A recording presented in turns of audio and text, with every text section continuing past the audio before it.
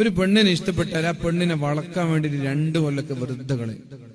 ക്ലാസ്സിൽ പഠിക്കൂല, പുസ്തകം തുറക്കൂല, ആകെ സ്കൂളിൽ പോകുന്നത് ഇവളെ കാണാൻ. ഇവളൊന്ന് വന്നില്ലെങ്കിൽ മൂടൂട്ടായി.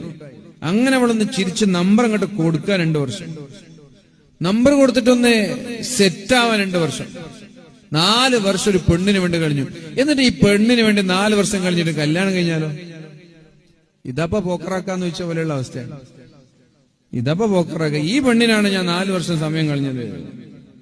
ഇത്രയേ ഉള്ളൂ ഈ പെണ്ണെന്നൊക്കെ പറഞ്ഞാൽ. വെറുതെ പ്രണയത്തിനും പ്രേമത്തിനും സമയം കളയരുത്. സമയാകുമ്പോ എന്തായാലും കല്യാണം നടക്കും. ഒരു പെണ്ണ് നമുക്ക് എല്ലാവർക്കും കിട്ടും.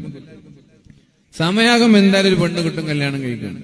കല്യാണം കഴിഞ്ഞവരോട് ചോദിച്ചാൽ മതി, ഇത്രയൊക്കെ ഞാൻ കഷ്ടപ്പെട്ടിട്ട് പ്രണയിച്ചിട്ട് കല്യാണം കഴിക്കണമായിരുന്നോ എന്ന് നിങ്ങൾക്ക് ഇപ്പൊ അറിയണമെങ്കിൽ നേരത്തെ കല്യാണം കഴിച്ച ആളോട് ചോദിച്ചാൽ മതി. എന്താ കല്യാണത്തിന്റെ അവസ്ഥ, എന്താ കല്യാണം കഴിഞ്ഞാലുള്ള അവസ്ഥ എന്ന് കല്യാണം കഴിഞ്ഞവരോട് ചോദിക്കും. അപ്പൊ നിങ്ങൾക്ക് പുച്ഛം തോന്നും. നിങ്ങൾ കല്യാണം കഴിഞ്ഞിട്ട് 6-7 മാസമാകുമ്പോൾ നിങ്ങൾക്ക് തന്നെ നിങ്ങളോട് പുച്ഛം തോന്നും.